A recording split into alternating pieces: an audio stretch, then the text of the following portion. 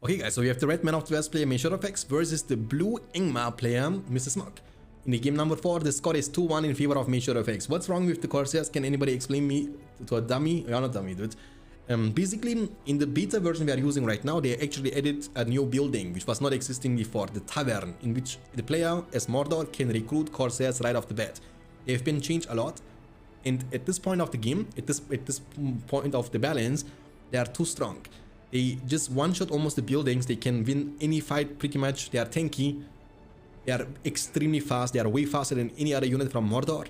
They are as fast as trolls. So not even trolls can chase them. But that's not even the problem. The problem is all of that mixed together. Strong, tanky, and fast. So basically, uncontrollable unit that can be easily abused. 2 farms coming up for men, and 2 mills, 3 mills into the Hall of the Kingsmen. We will see offensive barracks from MeSureFX, by the way, into the soldiers of Gondor.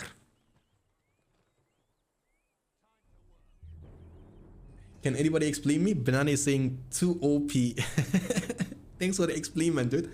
Thanks for the detailed arguments about why they are strong. They are strong because they are strong. He's gonna build a statue next to it. Cancel it right after. I don't know what the plan is. Poggles, welcome.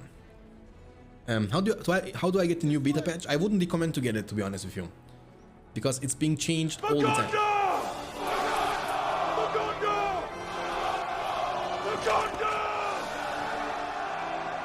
So the beta patch is being always worked on. It's being changed almost every 2 weeks. So you downloading it now, it will be outdated in maybe a week, in maybe a 1 day, but it will be definitely outdated. So the best thing you can do is just to wait until the version 9.0 drops out, which is going to be for everybody. The beta, the reason why we are using beta is because of testing purposes. So we can see the changes they have implemented into that in a live game, and then we can discover what is OP, what is broken, what is weak. And maybe that's going to be a feedback for the development team, and then they can adjust this, you know, for the next beta version until everything is okay to be released. Okay, beautiful start from MeSureFX actually. Rallying Call has been used. And no Wolf Den, which means no Wolf Riders.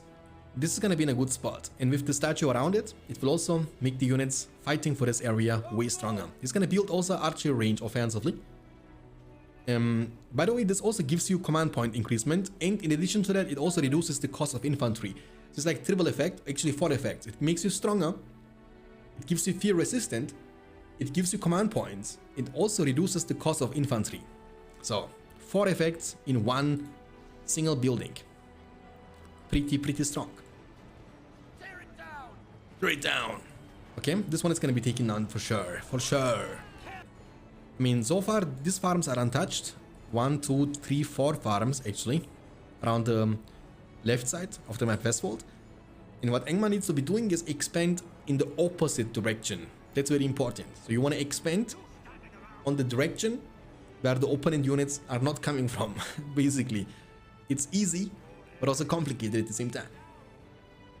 Okay, they have leadership, by the way, guys, keep it in mind. And also Well is coming up for the recovery part. So basically MeSureFX is building himself like a great little but strong outpost around this location. The Well is going to be cancelled. The builder might be in trouble, should be not in the range to build the wall up. He's going to build the farm instead.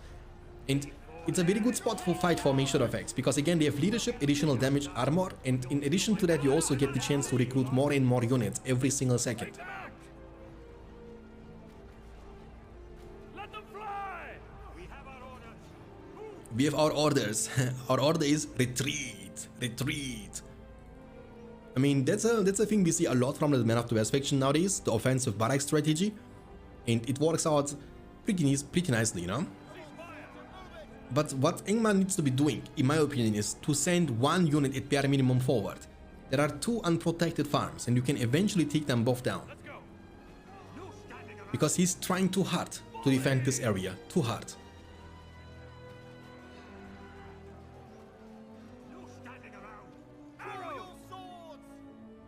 You just get catapult? Dude, it's not easy, dude. You need to build the Iron Forge to recruit a catapult. That will take you some time. Idoha, what's up my friend, welcome. Okay, so he's pushing back a little bit at least. After the first couple of minutes into the game, MeSureFX sitting on 510 command points. And you know what can be extremely efficient in this situation? If man player chooses to recruit Theoden. Again, infantry based army, you get easy leadership, mobile leadership with Theoden. You can put them in between the army. He can easily level up to level 4 to unlock the King's Favor. So if you go for the infantry spam with the man faction, I think Theoden is the hero to go. You know, Theoden, Boromir, both heroes can be great. One for leadership, one for the debuff. And 400 command points available for Smoky. Wargen is available, but in a dream world you want to use it not only for defense, but you want to get something out of that. You know, he's at least creeping at the same time. This layer and also this layer that will give him some money, which he definitely needs. But also maybe some wolf riders are needed, because at this given time there are 0 pikemen. So imagine you have like 2 wolf riders, how strong that can be. And he went for the Black Numenorians. They are buffed this patch, buffed and they reworked at the same time. So they are more expensive. They cost 500 each now instead of 400. They are officially the most expensive swordman in the game. But they also get the Death Mask with level 2. So they can debuff. And you can see now the descriptions are up to date. The Warchant gives you only 33% more damage in armor instead of 50. Oh, suck him in! Oh, but it's a very bad spot. Dude, how lucky is this dude actually, man? He got in between the building and that means he couldn't kill him. That's so unlucky, dude. Oh, man. Felwyn wasted into nothing. Are the Snow Trolls very viable? I mean, they're actually pretty good. They're underrated. For me, they are very strong units. I don't even know why people not recruiting them at the first place. Maybe it's not needed for Ingmar. What is the charge attack? The first skill of Boromir, it's a new skill. It's the last stand. And when on low health, Boromir gains more armor and more damage. So when he's almost about to die, he will get more tankiness and more damage output. And he has also knockback now on the ground. So he's pretty much like the Boromir from Battle for Middle-earth 1. He can knock down the target. But at the end, that's a crazy change. Look at this. Horn of Gondor. Enemy units with a large radius suffer minus 25 damage and minus 25 armor. Nullifies enemy leadership bonuses. So it's pretty powerful.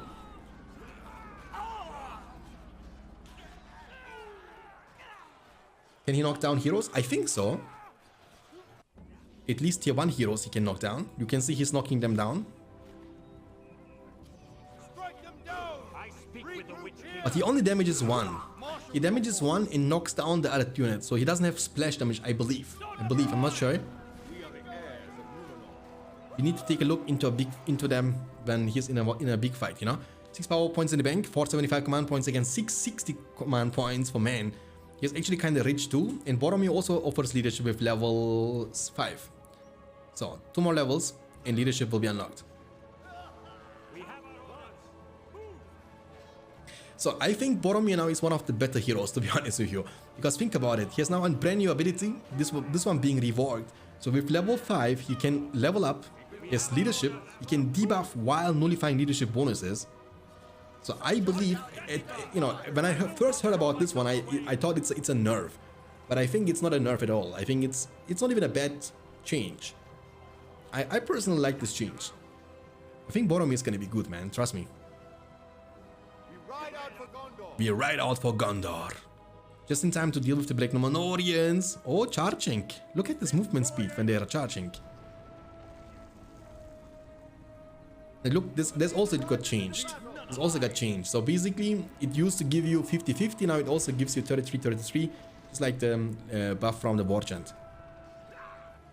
So when this got changed, also the Half-Troll Swordman charge got changed. So basically, it will now give you less damage and less armor to just, you know, match the Warchant in Rallying Call. Okay, he has 10 power points in the bank.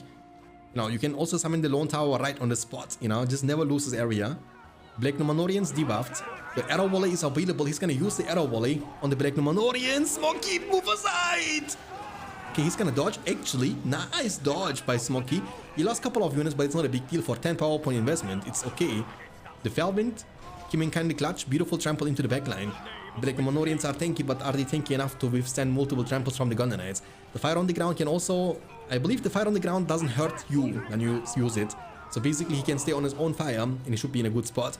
The Black Mandalorians are very, very strong, but I think you need more pikemen to deal with the Thunder Knights. There comes the charge attack.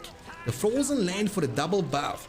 Remember, the charge is a buff that doesn't stack with the War Chant, but Frozen Land offers you leadership, which is pretty powerful. It's also very underrated. Normally you see Angmar most of the time going for something like a Orc Summon. The main reason for the Orc Summon is it's gonna lead you later on to the Giant Summon, which is, you know, very, very standard pick for Angmar. Because the Giant will give you the chance to take down the enemy fortress, you know? Now the statue is in a very good spot. It's hard to be taken down, but there comes another Horn of Gondor. But you debuff them, you cannot stun them. Again, stun is very powerful, but it can be outplayed. So basically when you have like a fear resistant, Angmar is rough. It's rough for Angmar to get fear resistant, you need to get Karsh. But if you get fear resistant, you can shut down the Horn of Gondor completely. While this cannot be shut down. So this always will work, the debuff. It's always great. But Horn of Gondor, when it works, when it stuns, it's very, very strong too, you know. You can wombo combo with that so many times. Like long shot, arrow volley, all of that will guarantee land. And also Visa Plus from Gandalf, for example, the splash damage from Aragorn. You can combine this in many, many different ways with the faction man. I like this. It's the final. That's a good move from Angmar. Don't try to fight around this area. There is zero reason to do that. Just try to deal damage. We have Knights of Dol Amroth, dude. Oh, that's gonna be something else, man. They're so tanky too. They're so tanky. And the problem is this normal pikeman, they cannot fight against them. Bad trample. He got damage, but they should be fine. Yeah, you need at this point you need the heal trolls from the Wolf Den. Because I believe these pikemen from the Hall of the Kingsmen, they cannot really fight against these units. Don't lose the level 2, man. Don't lose it. They are also donating a lot of power points. If you lose them, you actually give so many power points to your opponent. 750 command points for Angmar and 835 for man. This is gonna be a long game, dude. What can be good? Maybe Witch King can be amazing. When you think about that, Witch King can be amazing, dude. Holy moly. Witch King can actually be so good in this situation. Even Snowtrolls can be so good. Zero pikemen. You see the debuff? You basically make them lose a quarter damage, a quarter armor. In a melee fight, you will be unmatched with these units in a one-on-one situation against any swordman. And finally, this outpost is going to be taken down. And that's a bad thing for man, because he has no archer range and no barracks around this location. He's going to use the Felwind to catch those Knights of Dol Amroth. The Orc Summon is going to be available also from the spellbook. It looks like you want to go for the 50. But the Orc Summon is a very questionable move. There are still Knights of Dol Amroth. What are you trying to achieve with that? I mean, I don't think they can get any work done, because one trample is all it takes and you will lose a lot of your Orc Summon, which is a 10 power point investment into nothing. Okay? Boromir, you see he's glowing now when he is getting low health with the last stand. It doesn't make him unkillable though. He will just get additional armor and damage. I mean, we have seen this ability also in other games, in which this would make you unkillable for like 10 seconds. It would be like Trendemar Ultimate, for example, from League of Legends. So basically get immune to get killed for like 10 seconds or so. There's armor now on the fort. No ban upgrade for the heroes and for leadership part. The Knights of the Amroth are strong, but the Black Mandalorians also seem to be quite reliable units. But now we have 2 of them, 3 of them actually. Very, very powerful. However, he's losing map control. Now Angmar is creeping, out spamming.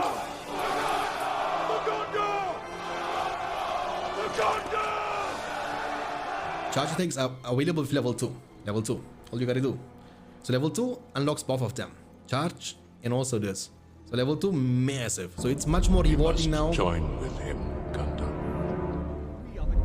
We must join with Sauron. It would be wise, my friend. He's trampling them, that's a mistake. So basically when you play Angmar and when you want to recruit them, you definitely need Banner. It's so good, you know. You get such a massive power spike with level 2. So it's very, very important and recommended to buy the Banner to get the power spike way, way sooner. The Frozen Land is available. Remember, man can't cover this. Nobody can actually. Frozen Land can't be covered by Tainted Land or Elven Wood.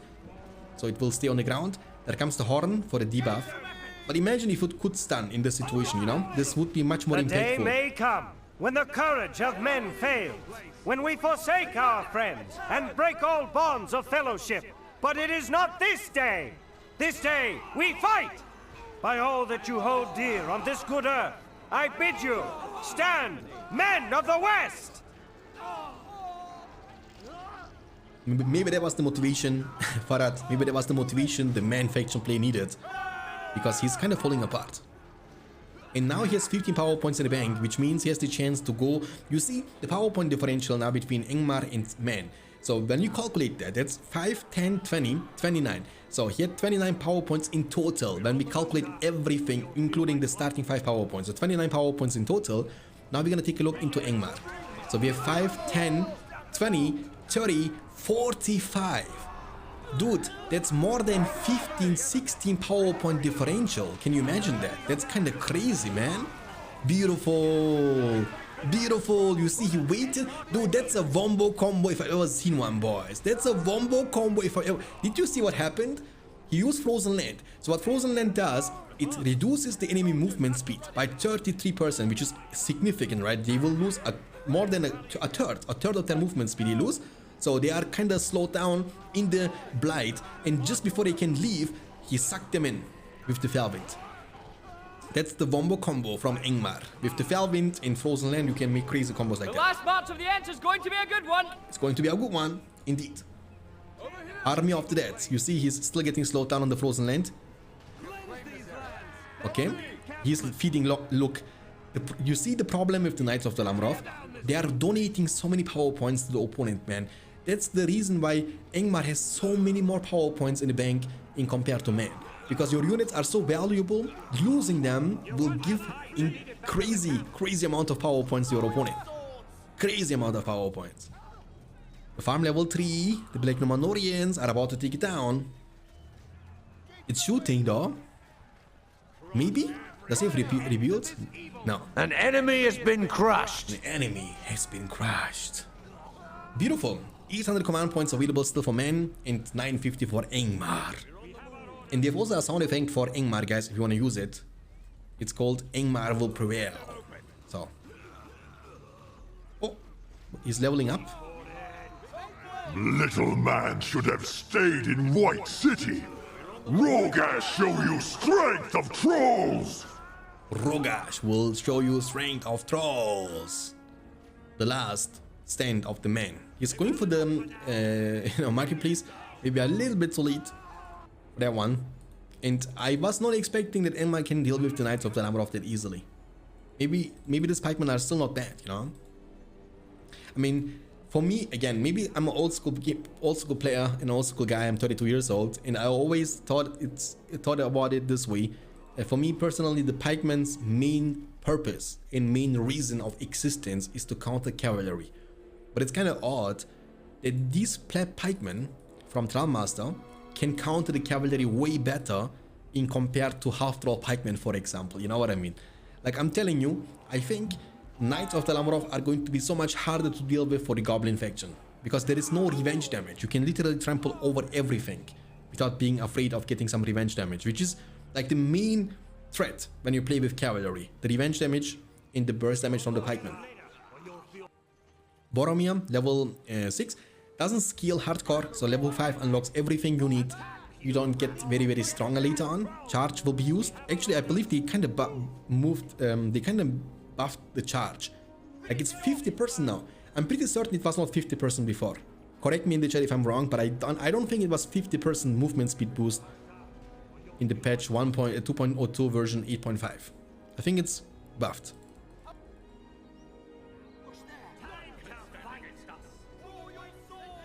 Okay. Irma, level 4. That's good. This Knights of the Lamroth, super expensive unit, and I think they did more good for Ingmar than they did for man in this matchup, in this game. 14 power points against 18. Dude, guys, again, please calculate that. 15, 25, 35, 40, 45. 45 plus 18 is 63. 63, 15, 25, 30, 35, 40. So more than 20 power points. I've never seen a game like this. I've never seen a game in a one-on-one situation in which a player had more than 20 power points than his opponent had. Never. That's legit the first time I'm seeing that, I'm being honest. 23 power point advantage? I've never seen this, dude. I've seen maybe 5, 10, maybe even 15, but 23? That's kind of crazy. Quick maths, yeah, true, man. I was good in the school, you know. Okay, so 875. Here's the Rohirrim summon. Again, against Ingmar, it's kind of risky because Ingmar can freeze it with the Snowbind. And he's gonna get to 25 very soon. It will be so surprising because the man player was just getting to Rohanalize. Just getting to Rohanalize. And he has almost 25, like half a power point needed. 900 command points available. Oh, hey. But again, you are against Ingmar, dude. Don't forget that. You can freeze it. You can freeze it. I don't think you have any threat on the fortress anytime soon. You can just invest 5 power points, get the Snowbind, and he's good to go. But he's gonna try it. Maybe with the Rohirrim he can deal a lot of damage to the mills. Maybe that's the plan. So he has 2 Knights of the Lamroth with Eomer leadership on the Gunner Knights. Also will apply on the Rohirrim from the summon. Maybe not right. That's a very random move. Oh my, did you guys, he just fed, you see how many power points he's feeding? Do you guys see that? The one trample give him like 6 power points or something. Uh-oh, avalanche! Nice. Oh, there is always hope for the Baggins. Uh-oh, that's the dude we have been waiting for. Gandalf the Pleb. Maybe Gandalf the Great, we will see. But again, he's gonna right click on the Wizard Blast. Maybe he's gonna give him the chance to blast him. Blast him, daddy, do it! A wizard is never late. Nor is he early. He arrives precisely when he means to. Maybe that's the, you know, there is always so, but we have the White Wizard. It has to count for something. We have the White Wizard. Chasing down units in slow motion speed. I'm an old man, I need time to move. Oh, do it! This is so slow! I hate this so much. How is this guy?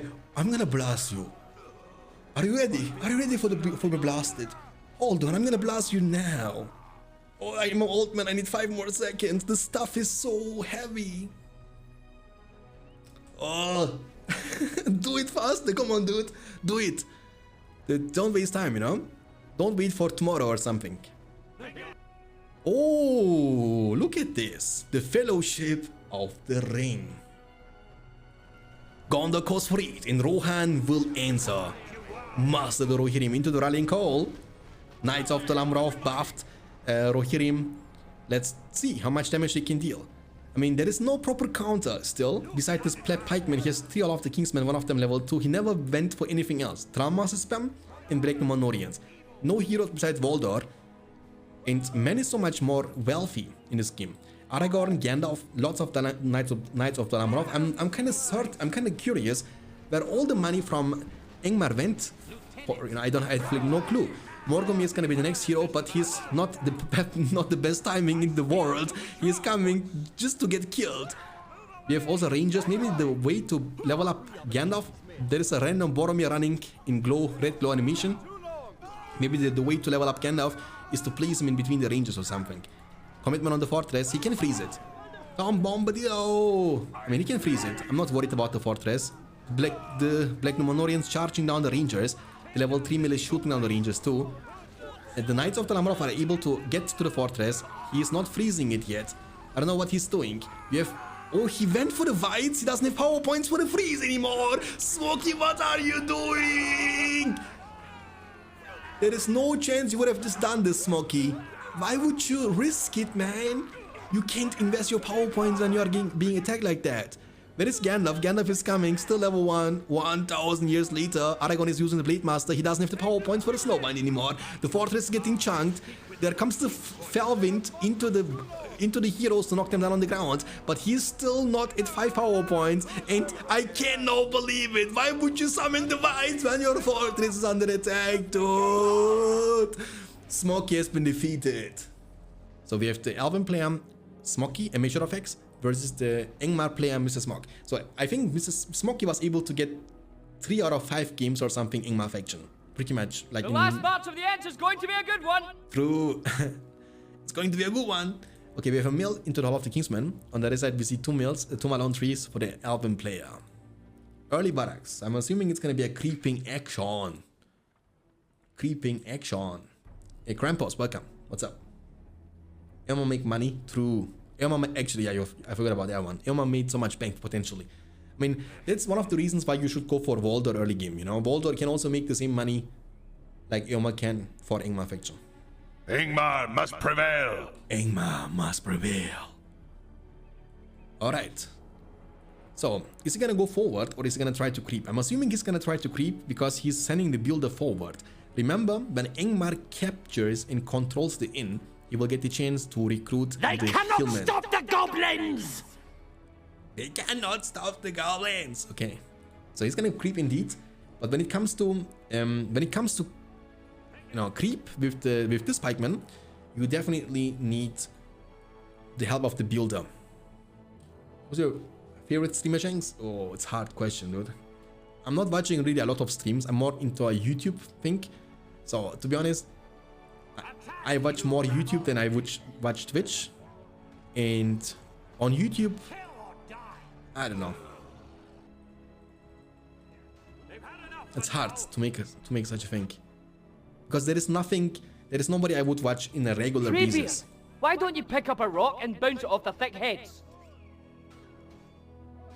Yeah, Treebeard, why don't you do that?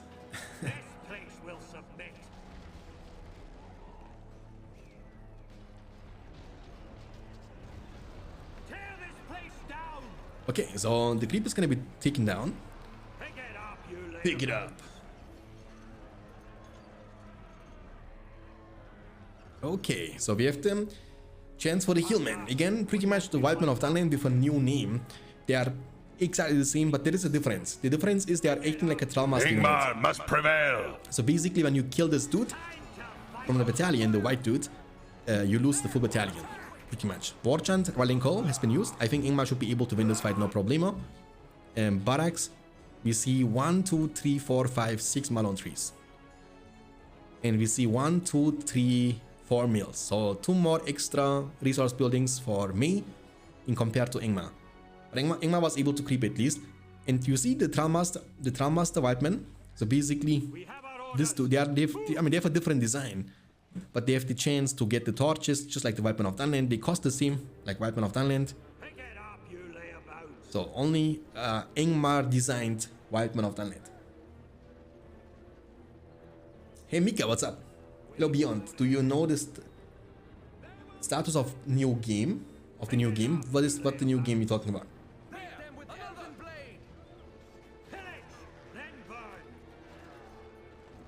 Okay, this one is gonna be taken down. I mean, if you talk about BFME Reforged, I don't think it's gonna happen anytime soon, my friend. I wouldn't put any hopes into it.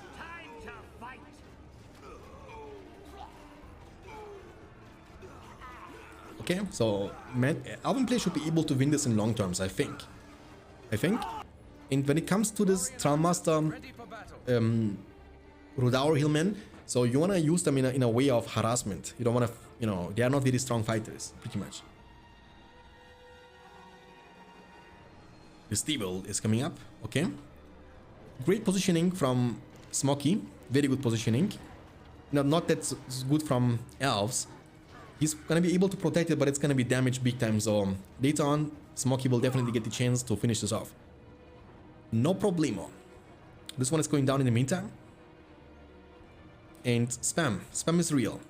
So it turns out that Smoky doesn't like cavalry. Maybe it's because busted. Like, I think cavalry is gonna be also changed in the upcoming version of the beta. It will be nerfed and tuned down. And maybe that's the reason why he doesn't want to recruit them. Also in the previous game. Okay. I will represent the men of Gondor. Tips 03023. Thanks for the follow, appreciate it. What is the album player doing, dude? He is not rotating as fast as he needs to. And he's giving up stuff he doesn't need to give up, to be honest with you. This can be quite bad in long terms. Get the money! Nice. Oh, beautiful trample, but he's gonna get slowed down. Felwinded! And rest in Pepperinos. Yeah, rest in peace. Kill them. Okay, that's minus 500, by the way, in the bank. That's a lot of money early game. It's a lot of cash, and there comes the big push. So Warchan is available for the next big attack. Elves are going for some harassment with the Lothian warriors. There is no defense. That means this mill is going to be taken down very, very soon. Lothian warriors are being chased and catched by the Gundabad orcs. I didn't expect them to be that fast, to be honest. There comes a big push. Oh, this is gonna hurt. This is gonna hurt indeed. Rallying call on the archers. And all you gotta do, all you need to do is get those wildmen to attack buildings, man. That's all your purpose. And Measure of X has to kill them first. That's the unit you want to destroy first, you want to take care of first, because they are the ones who are dealing the craziest amount of damage to your buildings.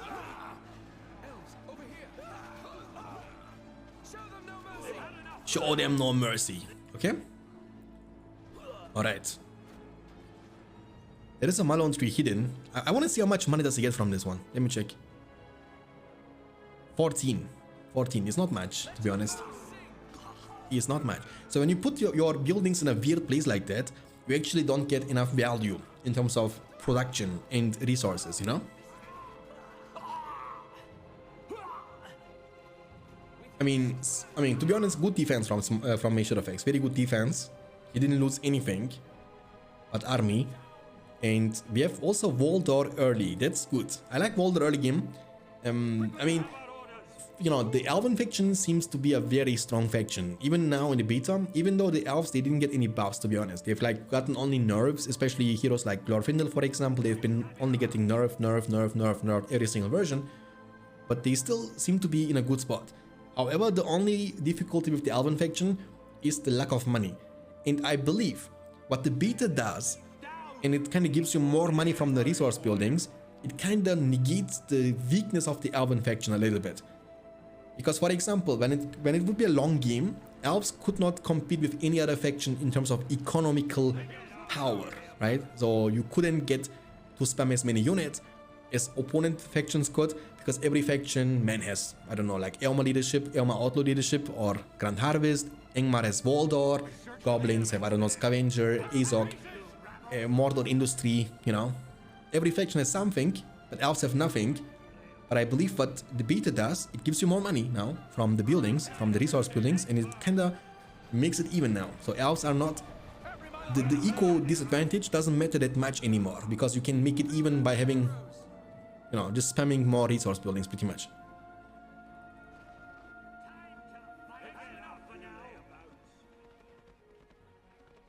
Okay, 2 of them are able to survive. It's a big push, but we have lots of archers. And I think in order to deal with that in long term, you need to get Cav. You need to get your Wolf Riders or your Snow Trolls. That's very important. I mean, map control wise is looking great for Engma. So we have 825 command points against 535. But also in the games, in the previous games in which Measure of X was able to win, also there, Smokey had almost every single time, for a long duration, a huge advantage in the command points department. But yet he ended up losing all the time. Okay, beautiful Orc Summon on top of the archers. It's very, very good actually. Level 3 Waldor, again, money making ability makes you bank. No problemo. This is gonna be taken down. That's a domination, by the way. That's a very clean game from Smokey. Very clean game. That's gonna be a big push, which might be a push to win the game. The builder. It's gonna get in safety.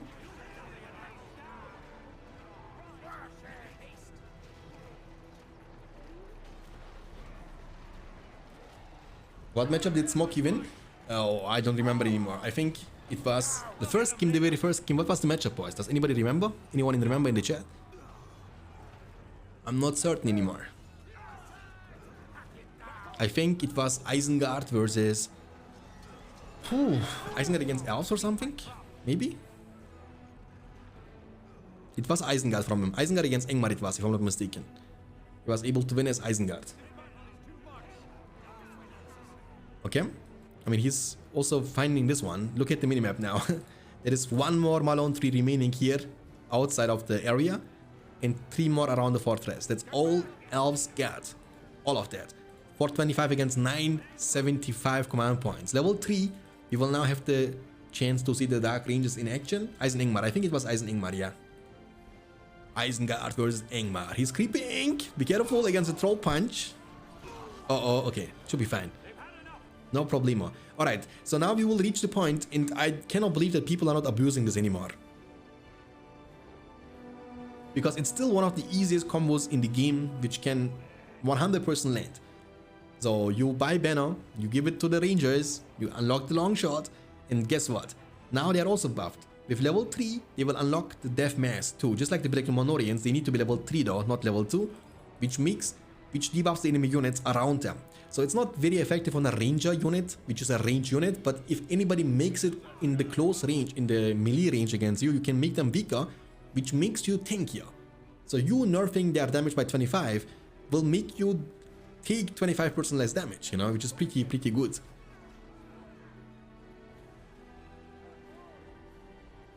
Lots of pikemen, 1 archer, 2 archer, like the Numenorians. I mean, that's a big force of Ingmar. It's gonna be hard to defend. But no banner, no level 2, no long shot. He's pushing back with the Lancers now, 3 battalions of Lancers. And I don't know if they can match with the push power of this army. I mean, he's camping around the fortress, gonna get the floodgate expansion. If the units would make it close to the range of the fortress, they will get damaged big time. But I think the rangers, they can out damage them so much. Oh, what are you doing? Get away, get away. This can one shot you, by the way, dude. Oh, they would be one shotting every single one of the pikemen. Every single one of them, legit. I mean, he's trying to harass at least a little bit, but what can these units do? Let's be real, you know. Okay. I mean, free damage from behind. Oh, big war chant. Uh-oh, Felwind? Oh, why Felwinding this one, to be honest? You should be saving it for the Cav. It would be much more important. You want to save it when the Cav is coming, you know, then you can suck them in and kill them with the pikemen. Oh, it's also very questionable giant summon from the Ingmar player Smoky. What is he doing with the giant summon? There comes the arrow volley, or long shot rather, but it doesn't kill these Lancers, they are tanky. The Steeple is going to be taken down, but it's a very questionable giant summon. A very questionable one, if I wanna say that to myself, you know. I mean, like summon it maybe here or something, you know what I mean? Or maybe here, but not there. So far away from your army. That's a 15 power point summon invested and kind of wasted just to kill a level 1 Steeple. It's not worth it. It's not worth it. Beautiful charge attack incoming though from the Black Numenorians. There is more and more force coming. We have also a hero here. I think it's Voldor again, right? Yeah, Voldor, level 4. Push from the left, push from the right, push from the front. So basically Measure of X is getting sandwiched. Completely sandwiched, but he's able to keep his army alive. That's what matters. And they're also healing up around the fortress all the time. Tralmas is going to be taken down. I mean, he's in a sandwich situation. But he has still 600 command points available because he has so many Malone trees next to each other. I mean, they are not being built for money. It's just to increase your command points at this point, you know? Using powers of smoke is always questionable. Yeah, he has been doing some weird things today, to be honest, with the power points. We have also Morgomi upon the field. Also very underrated hero. I don't even know why people not recruiting him in the first place. I think he's pretty good. You know, level 1, level 2 debuff. Has the Morgo Blade, which can also cripple for a few seconds the enemy hero. The problem is going to be with the 15 power points. Oh, there comes the Trollstone Thrower. Okay, that's pretty good.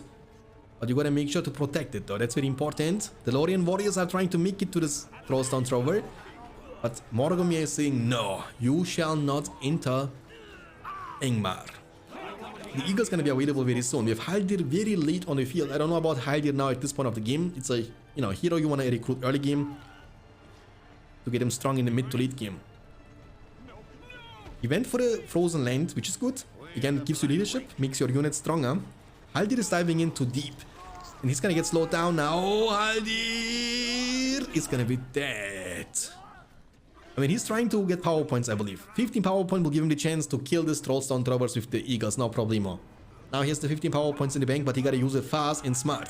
You wanna use it now. There comes the Eagle Summon. And all you gotta do is kill this Trollstone Throwers. You can one-shot them, right? Yeah, you can one-shot them indeed with the Eagle. And there is only one extra over. There is not enough damage output to kill these Eagles without Rangers. There comes the Orc Summon on top of the enemy army. The Floodgate expansion has been taken down, by the way. That means no more Flood to wash the evil away from the fortress. The Black Numenorians are making it to the Malone tree. Warchan has been used. Cav is coming for the trample. Okay, I mean, yeah, the Elven player will be able to defend this one, no problemo, but until this is gonna happen, you will lose a lot, you know, a lot. This is one of the last remaining Malone trees. One of the last remaining Malone trees, actually. I mean, he's trying to build more. Again, eco spam is rewarded in this version. So you have like more comeback potential even when you're on low eco. We have seen this a lot in this best of 9 series so far. Again, we have seen a lot of games Smokey had like double the command points available, but because of the eco spam and the money you get even when your command points are low, you could always kind of get back into the game, you know?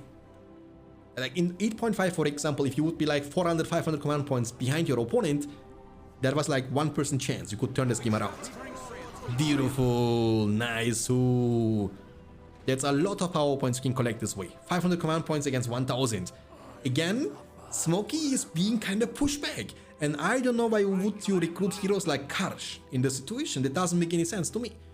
I mean, Rogash, like I'm telling you, this is okay. It's a good hero, you know, works out every single time. This is already, you know, makes me think. But this doesn't make any sense. Dude, it's a hero that's not good against elves, man. Come on now. Rogash would be so much better. Because Rogash, you can also combine it with the Falbin. You suck them in, Rogash has splash damage, you hit him one time, you get levels like crazy. And you get leap attack, you get, you know, level 7 ability, which is pretty much like Bleed Master. Or Witch King could be also a phenomenal hero. But Karsh, dude, Karsh, really?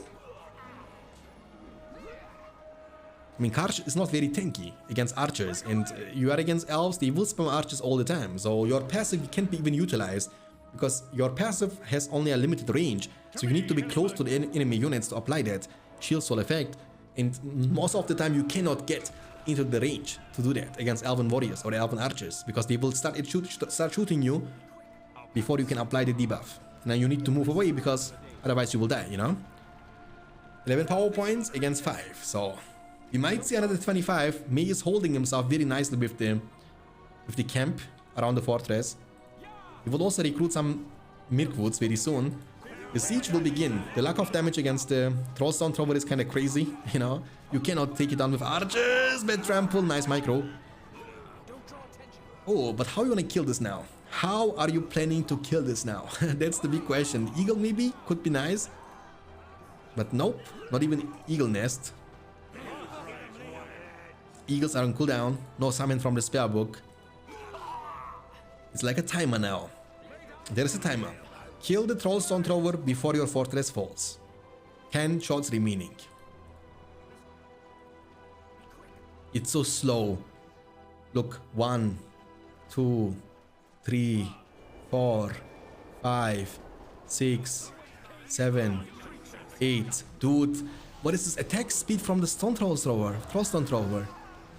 I think you shoot like once in like 20 seconds. Look this. Now you're shooting 1, 2, 3, 4, 5. Oh, it's so slow. Compare this to a giant, guys. A giant, I'm telling you, would shoot 3 times at bare minimum in the time the Trollstone Thrower needs 1 time to shoot. The Morgul Blade has been used. The Whites are, you know, we see people turning into Whites from the Morgul Blade. Big commitment. It's taken down. The ring has been dropped. I mean, you need 10,000 when you want to recruit Galadriel, but let's be realistic here. That ain't happening in this game. Cloud breaking. Oh, not cloud break. It looked like they are stopping for no reason, but they are not stopping. Freezing Rain has been used actually from the spell book. Doesn't need to save for 25 though, because you know he's gonna win anyway. GG's gonna be called from Measure effects, and that's gonna be the first victory in out of 3 games now for Smokey. He was able to win the first game. The blue elven player Smokey against the red goblin player Measure effects. Goblins. Down, down to Goblin Town. 2 Thanos. A Balrog of Morgoth, a demon of the ancient world. I mean, Yora, there is a specific goblin sound just for you, my friend. There is a specific goblin sound in the stream just because of you. They cannot stop the goblins! They cannot stop the goblins. I will represent the men of Gondor. Host of Joy, thanks for the follow, appreciate it. And I also missed another follow, Tips. Oh, I didn't miss that one, my bad. Alright, 3 tunnels, sorry. 4 tunnels for major effects. We see 2 Malone trees, barracks, 3rd Malone tree. I mean, I don't know about the delete stuff, to be honest with you. It might be leading into a fissure or spider pit. I don't think it's going to be a goblin cave anymore at this point. We shall see.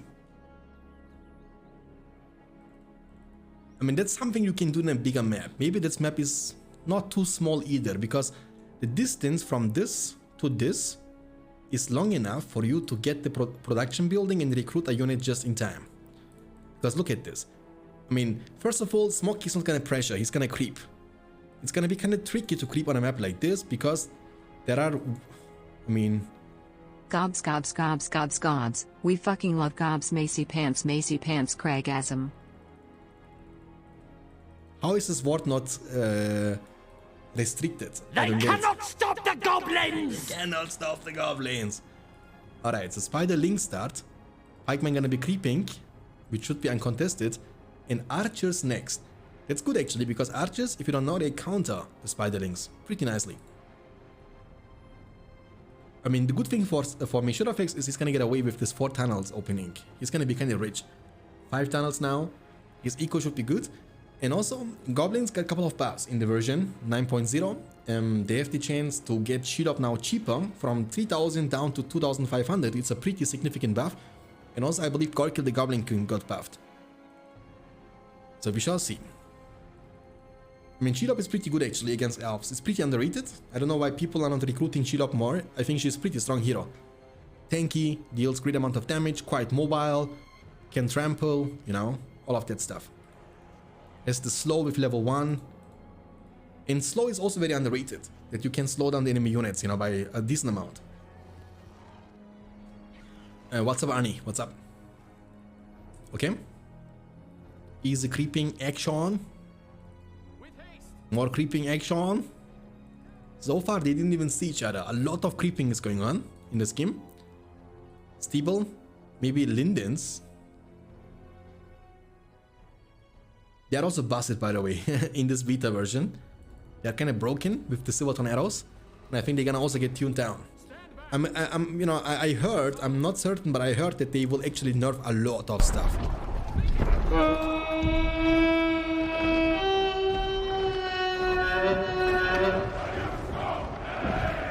I think they're gonna nerf the cavalry too. The eagle is gonna be nerfed, if I'm not mistaken. We shall see. We shall see. It's a 1-on-1 situation, a 2v1 situation. The Spiderling should be able to win this fight, no problemo. The Goblin Warriors sent out by 1 they shouldn't be able to achieve too much. Creep has been secured, but on this map you have actually no in. So you cannot capture any in. You can only capture those signal fires to get a bit more vision control, but that's pretty much it.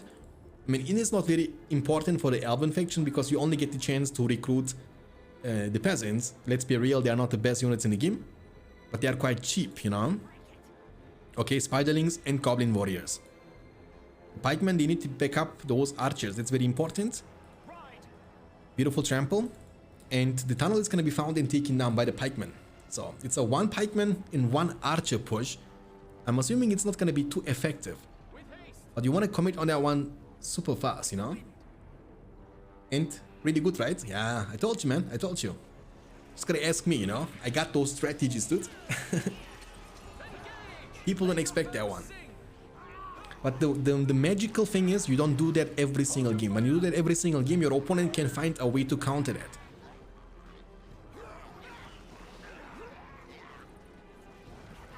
Title is wrong, Shanks. I'm not playing. Sorry, dude. Sorry. Alright. Spiderlings are actually kind of good against those units, but again, you can counter the Spiderlings also with your Lindens. So it's like a great combo situation. You can combine your normal lances with the Lindens, and it's kind of really rough for the goblins to deal with that. Half-throw Swordman. I mean, I think this is kind of buffed. Like, I'm pretty certain that you wouldn't get 50% increased speed, which makes you literally as fast as a cavalry, and you can charge from a long distance and close the gap. That's all it matters, right? You want to close the gap with the Swordman against archers as soon as possible. Cave Bats also got nerfed. So it doesn't debuff nullify leadership bonuses anymore. It's kind of like a rework. It cannot be killed, but it doesn't nullify anymore. Okay, that's good. 700 command points against 500. So goblins are in a defensive situation. That's a situation you don't want to find yourself in when you play goblins. I think you need to be the one who's putting pressure on the enemy player. Yeah, the cavalry is very powerful against goblin spam. After all, getting chunked from a long distance. Kited.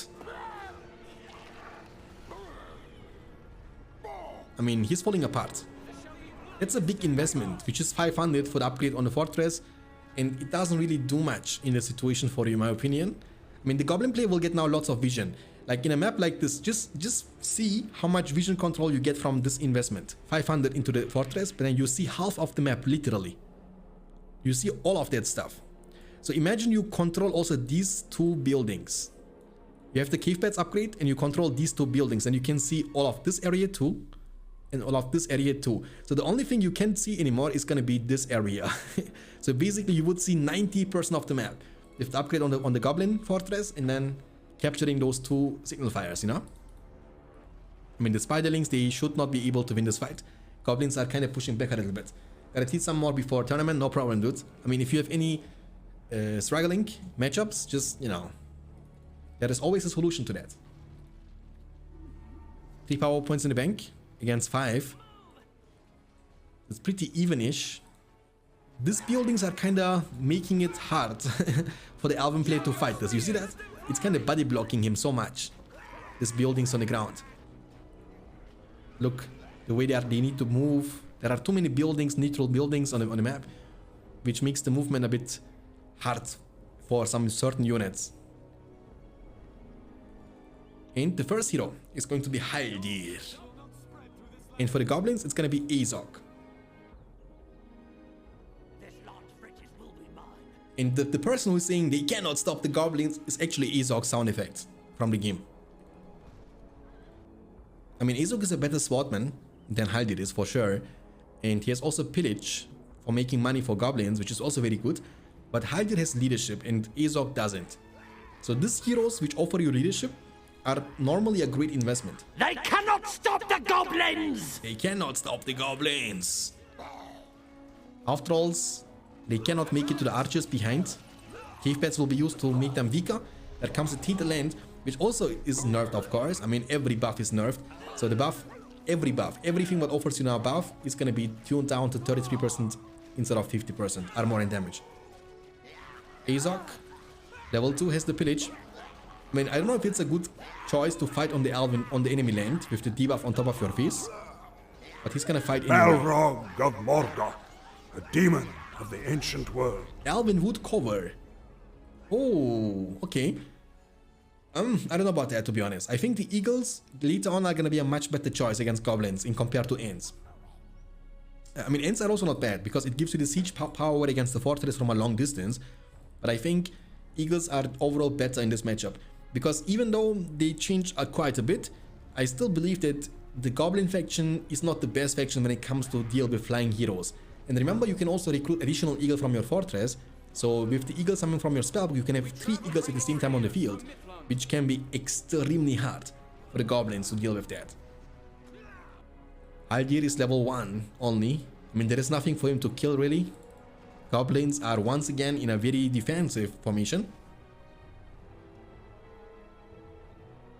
And kind of struggling quite a lot to get out from this situation. Oktay, hoş geldin, sefalar getirdin. Thanks for the follow. Oh yeah, I don't know if he's still in the chat though, Tufan. But he gifted actually a lot of subs today. I mean, that's crazy, man. Tufan, again, I need to repeat myself, but thank you very much. Really means a lot.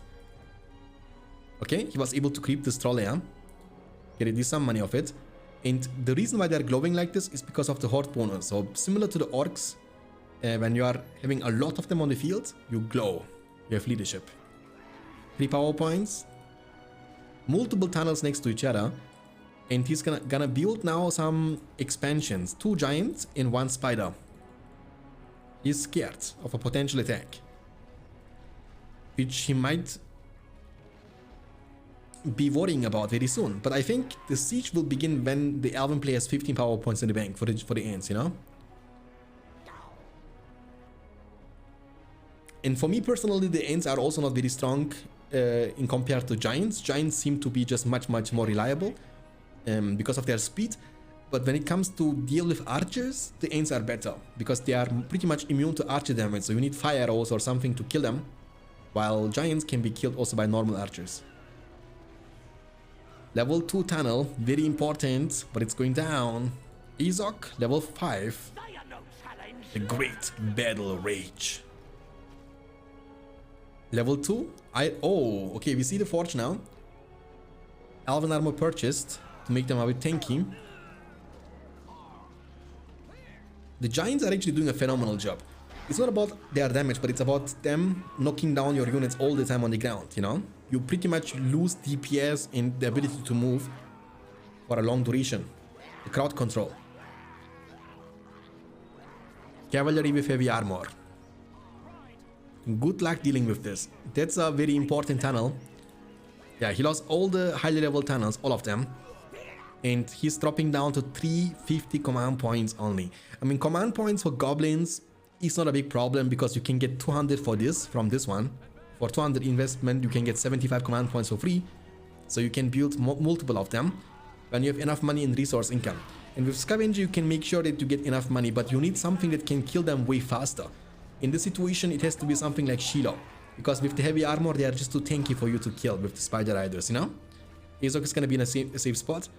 The half-throw pikemen, they are running for their lives. They cannot really do much more. They are badly damaged. And yeah, the goblins are pretty much falling apart. And very soon, in about half a power point, you know, 3/4 of a power point, we will get the chance to see the ends. And that will eventually mean the end of this game and will be bringing us to the game number 7, which is going to be another tiebreaker for the second time in the series. I mean, if you missed the beginning of the stream, it was 1-0 in favor of Smokey. Then MaeShadowFX was able to win 3 games in a row, 3 of them. Last game was won by Smokey, and if Smokey wins that one, the score will be even in the best of 9. He's healing up. Yeah, getting closer to 15, very close, super close actually. Spider Riders, they are forced to disengage. They are being outnumbered big time. No Lindens all game long, by the way, no Lindens. No archer spam. It's a very aggressive elven playstyle. He's getting more pikemen and Lorien warriors in compared to archers. And 15 power points now unlocked. Again, it can't lead you to the eagles. You cannot pick it up. You need to get the mist for that. So the elven wood will bring you to either, I believe, Cloudbreak or to the ends. I mean, Cloudbreak you don't really need, you know. There's not much you can kill from the goblin player. I think the ends would be the best call here. 875 command points versus 550. And the ends are going to war. The last march of the ends is going to be a good one, as Peregrine Took would like to say. He's gonna capture this one. That's legit the only thing he can do. I mean, he's kind of outnumbered. His eco is looking bad. His command points are looking really bad. In the Spider Riders, they cannot match with the upgraded lenses of the Elven faction. That's not possible either. Long story short, it's rough. It's rough for the goblins. Do it. Oh, they look sexy though. Elven armor plus forge blades. Eventually later on. This one has the forge blades, by the way. This one. The ends are going to war.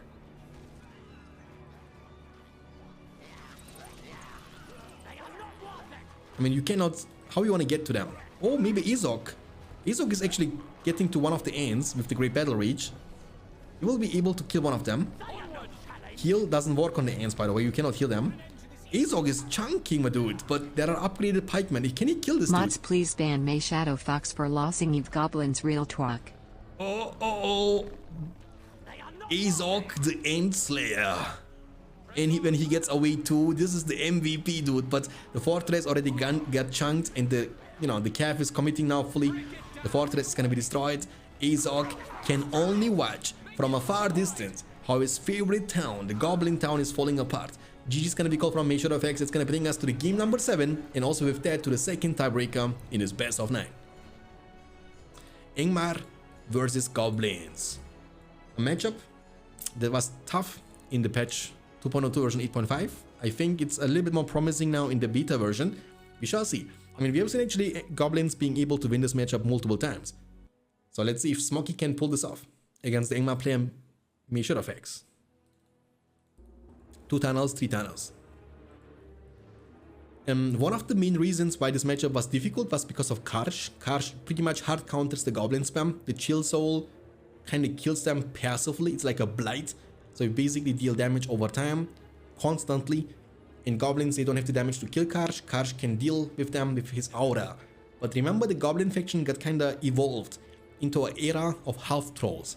So we don't see goblin spam that much anymore. We don't see like 5-6 goblin caves like we used to back in the day.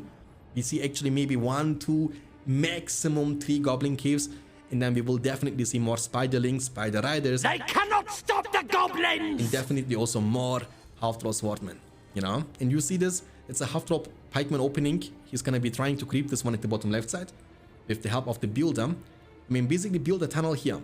And what you can do with the goblins too, is you can creep this one and then this one at pretty much the same time.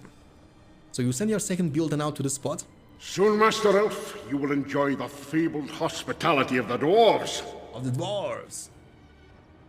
No more it on Twitch. I don't know, man. They didn't ban the hot tub streams, but they should be banning. This is also my opinion. Like, there is no difference in, I don't know, man.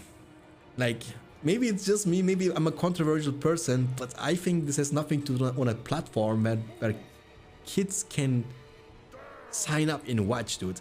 Kids shouldn't be able to watch soft porn, dude. That's like unbelievable. Like, you sitting there in a hot tub with almost no clothes at all, and just like, sub to me, boys, sub to me, boys. If you sub to my channel, I will put your name on my leg. If you sub to my channel, I will put your name on my forehead. If you give 5 subs, I will give you my private Snapchat. It's like soft porn.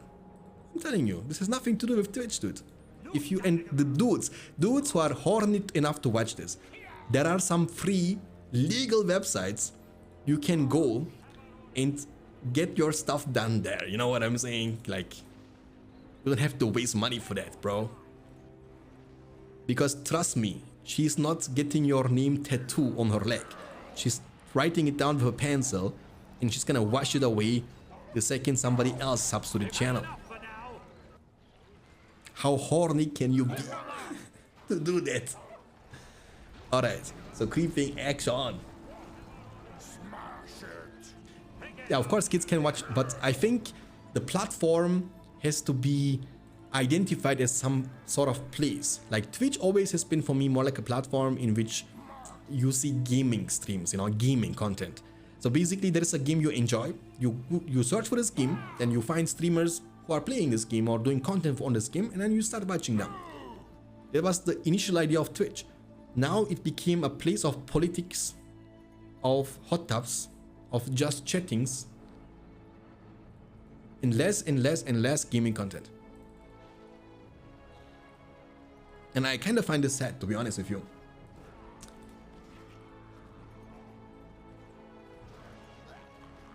And guys, normally I don't want to talk about that, but do you guys know, a quick question to you guys in the chat, do you guys know a person who's called Amorant or something? Amorant. I think nobody, I mean everybody knows her, I think. She's one of the most famous female streamers on the platform.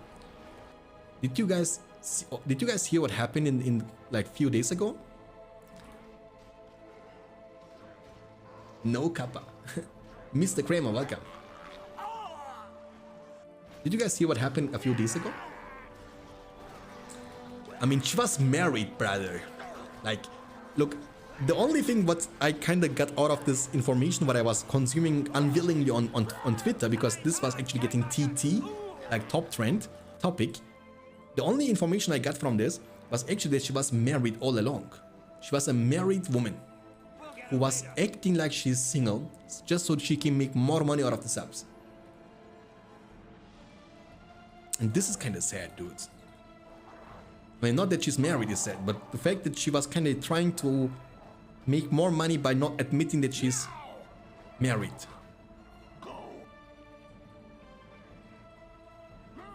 That should be banned on Twitch, to be honest with you. Like, I'm telling you.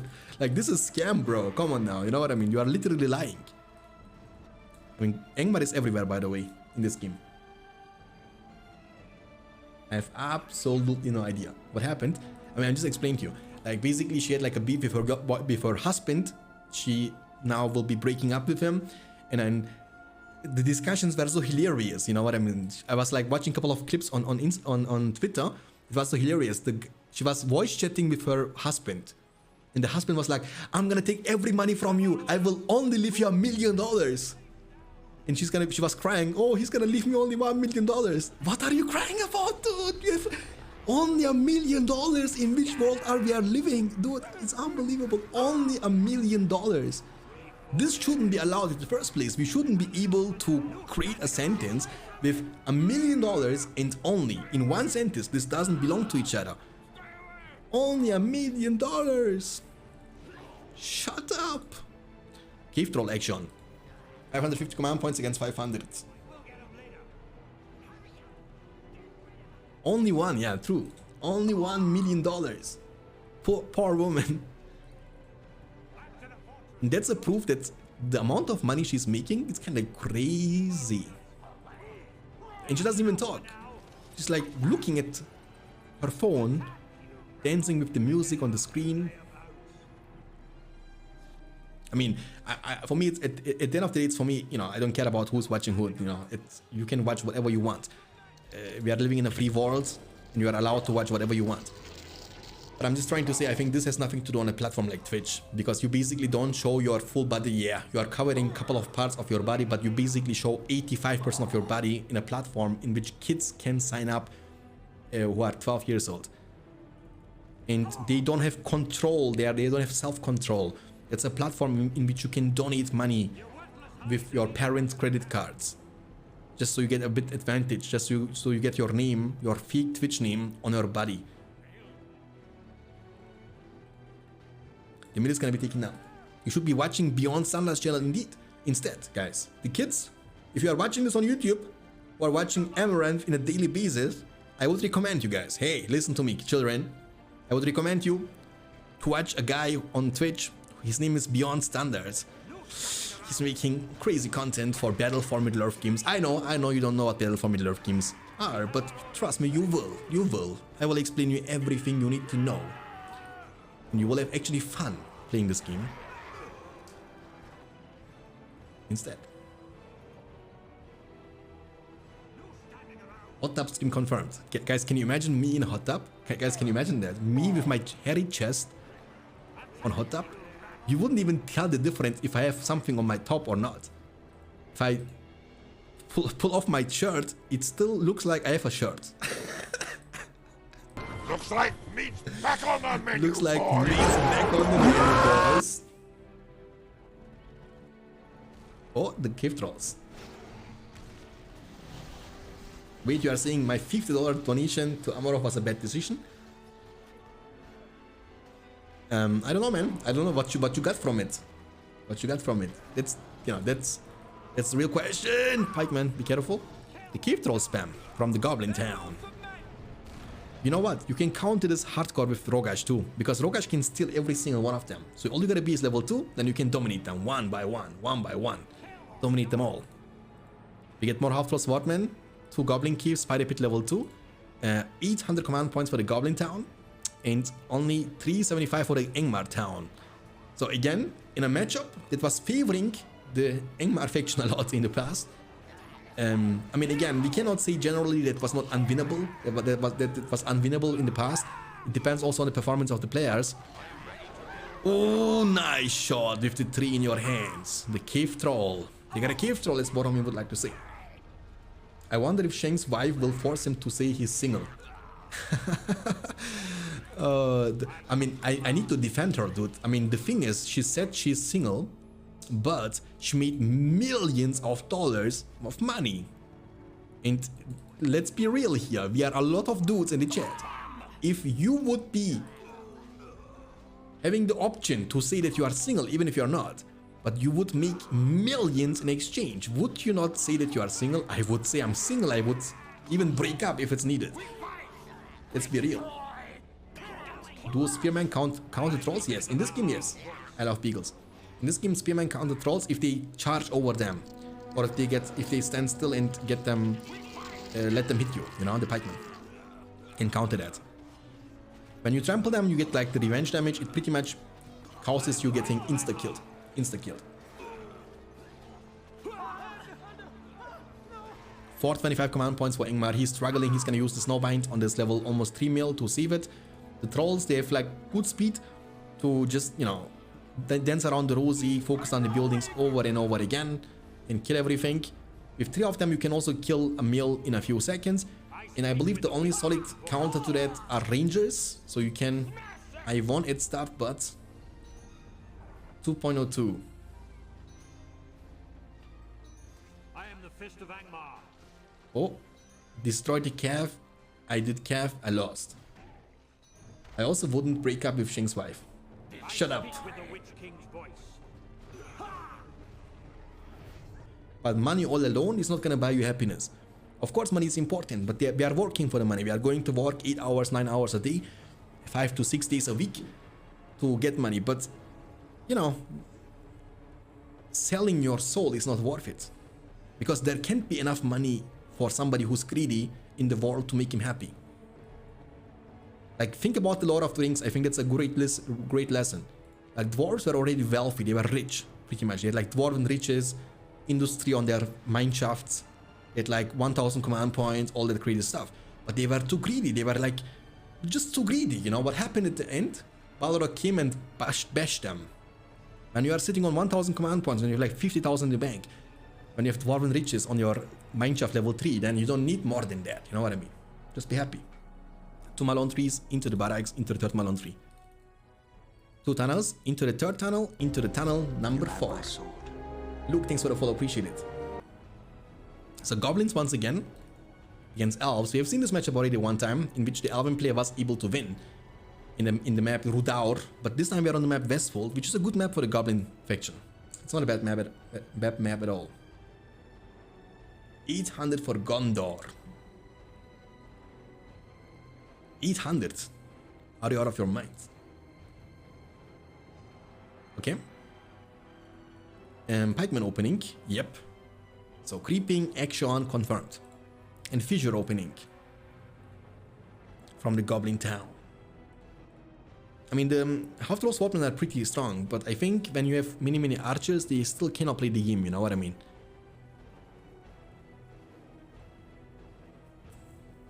I don't know why people are not recruiting the Gorkil, the Goblin King. I think he's very underrated. He's a pretty strong hero. I think he now costs only 1800 if I'm not mistaken, right? 1800 or something, which is not that much for a hero that can give you buff and leadership in one. You can get mounted to ride with the spider riders, to give them leadership on horse, on scorpion. And when you get them ever to level 10, you can also summon the fire drake, so... They cannot stop the goblins! They cannot stop the goblins. Stand back. I can't use goblins anymore. Can someone else do it? Yeah, actually we can make the for Gondor cheaper, but we can make restrictions that a user cannot use it more than once or twice in a stream. I think I would be down to a deal like that. We can make for Gondor cost only like 1000 resources, 1000 channel points, but then a unique viewer cannot use it more than once or twice per stream. It could be like a great solution to that problem. Okay, creeping, a lot of creeping action going on. The half-throw pikemen, they are very strong in creeping, so but they also need more experience. The last march of the Ants is going to be a good one. The last march of the Ants is going to be a good one. Enemies of the elves. The enemies of the elves. It looks like you want to creep this one as well, eventually, with the archers. There is another Malone tree coming up right in the front. And now we will get a lot of archers for the defense. Creep uncontested, that's going to be the second creep for the pikemen of the elven faction. They cannot stop the goblins! They cannot stop the goblins. And where is the other pikeman from the goblin player? Oh, he wanna go to this creep, but little he knows, the creep is already gone. Hey, the builder? Nah, it's good. Okay, so he knows the strategy now. He was able to see the half-throw pikeman and half-throw swordman. It means, in order to counter that, you will just need to spam lots of archers. Like 3-4 archer battalions and you should be just good to go. 3 goblin keeps, no spider pit. I think spider pit is kind of essential. You know, like I think you need Spider Riders at some point. Let's make a 30 minutes cooldown, maybe. Nah, no need to make for Gondor sheep. Sheep, just Shanks stream not much, hard to earn points. I mean, I was actually streaming quite often in this month, to be honest with you. I was streaming like, I don't know, in the last 20 days, I streamed like 15 days or something. They cannot stop the goblins! They cannot stop the goblins. But, you know, thank you very much if it was not enough for you. It means you want to see Shanky every single day. Warclock. But don't worry, I got you, my friend. Because in the World Championship, we will have every single day. I have special permission from my wife. I told her, hey wife, listen to me, wife. Okay? Listen to me, woman. In November, I'm gonna be all evening busy every single day of the week. And she said something, but I don't want to say what she said. Oh, he got all the money, dude. So we agreed to disagree, and then I said, okay, I'm gonna stream. 650 command points against 500. 500. Are there any build order videos for BFME 2 or Rise of the Witch King on YouTube? Not on my channel, no.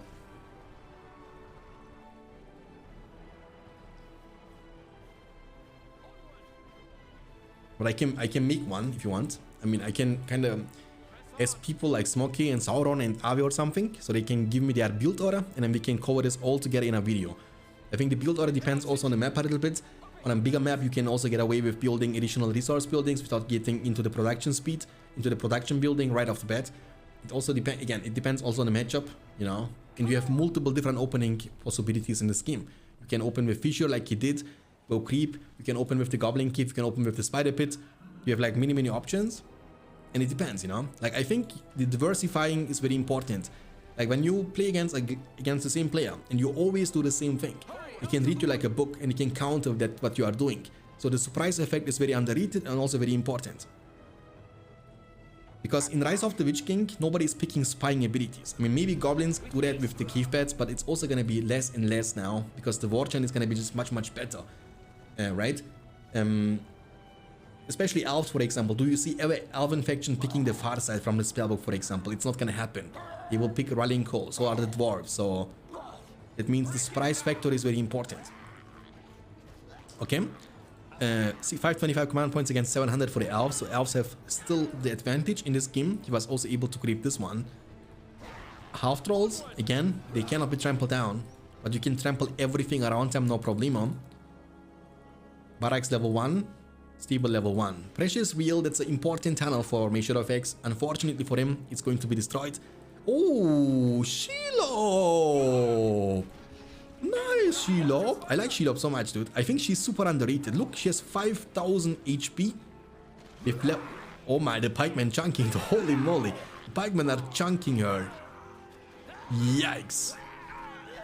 50% HP gone with like 1 second of trampling. But level 3 unlocks the terror. I mean, she's still very good. And the good thing about her is, I mean, you cannot really utilize it on a map like this. But for example, in Forts of Eisen, she can go over the river. You know what I mean? She's like quite mobile, has like, you know, crazy movement potential in compared to all the other units, which are on foot. Pikes are the reason she's so underwhelmed. But against Cav, she's so good, you know. And that's the one thing you can always do with her. So basically, when you play against a faction or a player who likes to recruit pikemen, bring your pretty face to my axe. I mean, who likes to recruit a lot of cavalry, you can just recruit her and keep chasing them down non-stop. What you can do is you can use this webbing on the enemy cav to make them slower, and then you can always catch up to them with Shelob. That's, look, you see, she can also move over. That's so cool, by the way. I like that so much. It looks so crazy when she can move over the mountains like that. It's pretty nice. I mean, the stable shouldn't be taken down by this couple of goblin warriors. There is no way. And also, this is very powerful actually, the tunnel. So you can rotate. You can be on multiple locations at the same time with that tunnel ability, and it also knocks them up on the ground, on the air, and it also damages them quite a lot. This one, Poison Stinger, very powerful single target. Against something like Haldir, for example. They cannot stop the goblins! Okay, Shelob, I gotta keep an eye on that one. I mean, she's low. And again, you want to avoid the pikeman no matter what. That's the only counter though. The last march of the Ents is going to be a good one. Going to be a good one. The only counter to shield off are the pikemen. So, but there comes the forge, and maybe, okay, maybe the armor is going to be kind of good against Shelob. What is Shelob doing there? Be careful. I mean, I heard she's the daughter of Ungoliant or something, and I also heard that Ungoliant is the biggest beast of Middle-earth lore. Can somebody confirm? Like much bigger than Smaug or something, like the dragon, you know, and Ungoliant. Healing up.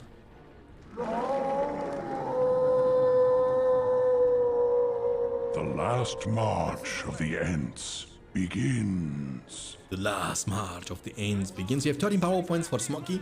I mean, here's the chance to go for Mist or Elven Wood. We will see whatever he chooses. The webbing has been used, again slowing down the calf as long as they are on the ground. And Shelob, you see, hard countering the cavalry, one-shotting them. He has also splash, just killed 2 with 1 hit. You see 2 with 1 hit. So countering that is so powerful with Shelob. Super very strong hero, quite tanky. Gets also, I think, 250 HP per level she takes. So she gets also tanky, 405 melee damage, so hitting like a truck pretty much.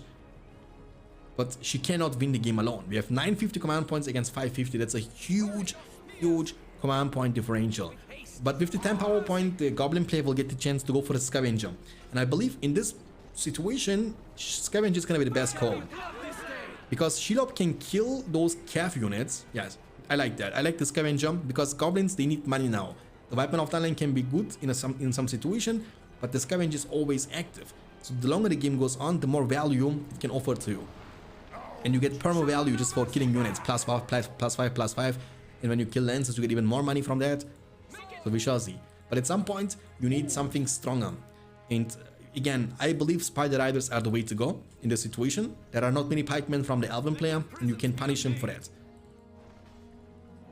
Okay, +5 for killing Lorien warriors. The Malon tree has been taken down. You also get +53, I believe, for that one. And Tunnel has been used to knock them down.